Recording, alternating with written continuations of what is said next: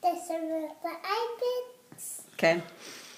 אז תשאיר את זה, שאני אצלם את זה באייפד. שלח את זה לסבא. נו, תשאיר. היום. יום שישי. עוד פעם. יום שישי. מחר שבת. מה זה תפוח? תפוח. נכון. מחר אמא, שבת. מה זה? זה תפוח. מחר שבת.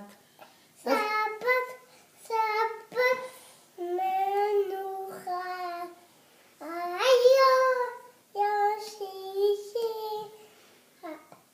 היום יום שישי. מחר שבת, מנוחה. יופי.